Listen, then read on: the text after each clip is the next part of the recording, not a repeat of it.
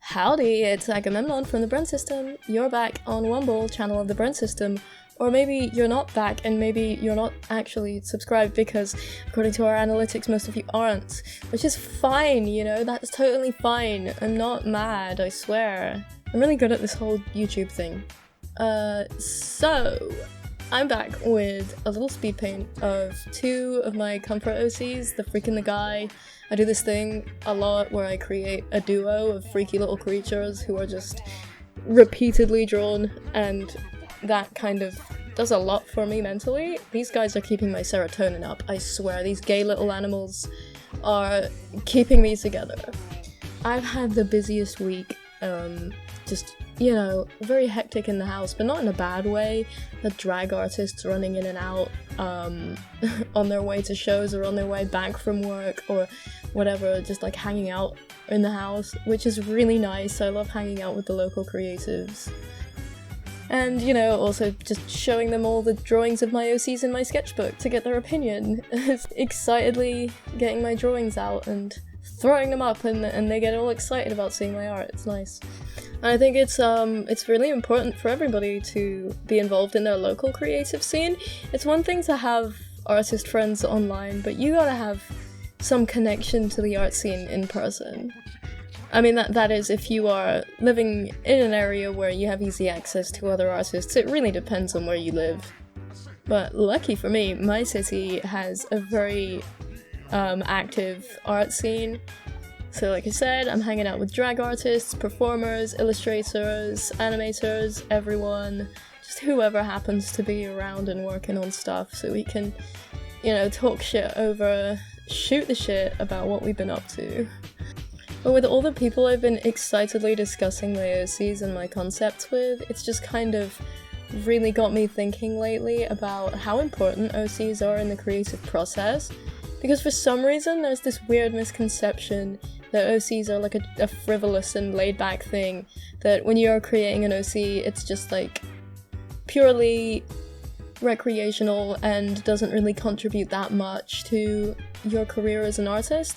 But think about it, come on. Every fictional character you've ever had affection for, any fictional character you've ever enjoyed, that was someone's OC. So I'm so sick and tired of this weird attitude towards smaller artists' OCs where it's like belittling. Just because the person who created the OCs that you're a fan of is a bit more famous and a bit more experienced does not mean that they were never at that point, that they were never creating these kind of early cringe OCs. We're all cringe. All creatives are cringe. Like, nobody becomes an artist or storyteller because they're mainstream, popular, and normal, and because they, like, fit in. That's not a thing that happens. And when you do see artists that seem like the type of person that fits in, normally they're just really not very good. I'm not gonna lie. And I don't mean to say that as in they don't have skill, or they don't have any kind of potential talent. It's that they tend to focus too hard on making something that appeals to the most people rather than making something that is more honest and carefully thought out. So a lot of the time those artists end up creating slop, which is so sad. But the artists who are out there making genuinely interesting and unique stuff are typically people who don't care that much about being the most popular because we're prioritizing the actual art itself. So yeah, artists are cringe. We're all cringe. That's the way it is. Make your cringe little OCs. OC brainrot is good for you. And I say it's good for you because you're never gonna get to the point where you're creating these cool stories and concepts unless you've, you know, been there doing it badly. You gotta do something badly for a while to be able to do it well. Just keep doing it. If you create an OC, you'll actually incentivize yourself to draw more, for example. Like, you're more likely to feel motivated when drawing if you're enjoying it, and you're more likely to enjoy it if the subject of your drawings is directly drawn from your inspirations in some way, and those inspirations usually tend to go into OCs. I think a great source of inspiration for me in my OCs is music.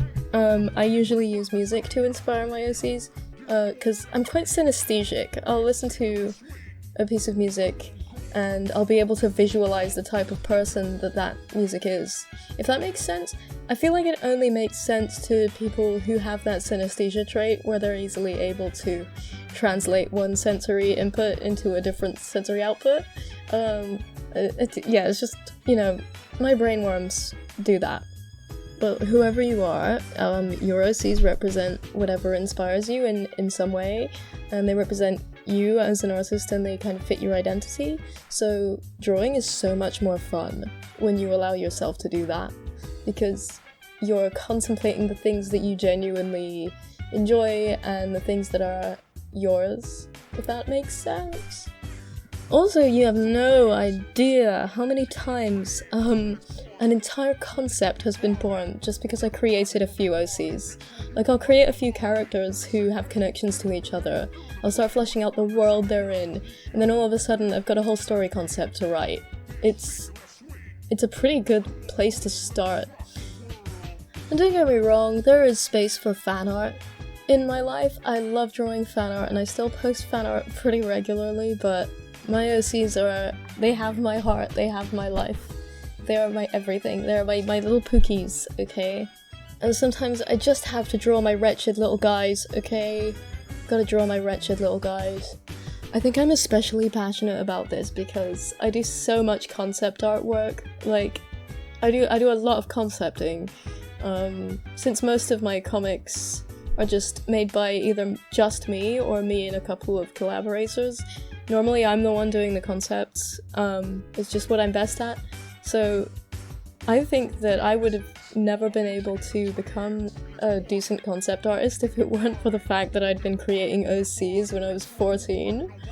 And yeah, I've honed my skills up to the point where now I can create full character sheets and I can write up a character's entire personality and all of their most common tendencies, and then I can write them into a scene.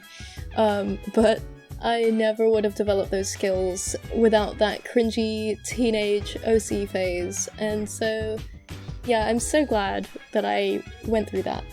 The Freak and the Guy are my current comfort OCs. They just make me so happy to draw because they're just these wretched little creatures. They're just these little bunny dudes who are kind of a little insane looking. And every time I draw them, I just feel immensely happy. So yeah, I hope you enjoyed watching me draw the Freak and the Guy. I enjoyed drawing them so much. They made me feel so good because I woke up today so tired and I just was like, I need to draw the Freak and the Guy to get my serotonin back up because I've been so constantly busy for 14 days. Yeah, keep drawing your OCs. And if you haven't made an OC in a while, try it. It's so fun and it will help you. It will help you. Or if you're not an artist, and you just happen to like following artists and being a supporter, support OC stuff.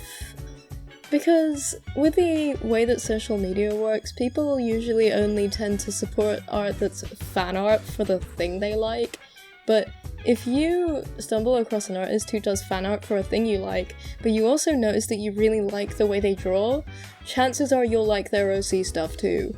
Because if they like the things you like enough to draw fan art of them, then they probably are inspired by the things you like, and so the stuff they make is also gonna be good to you. That's quick maths right there. So, in conclusion, OCs make the world go round, baby!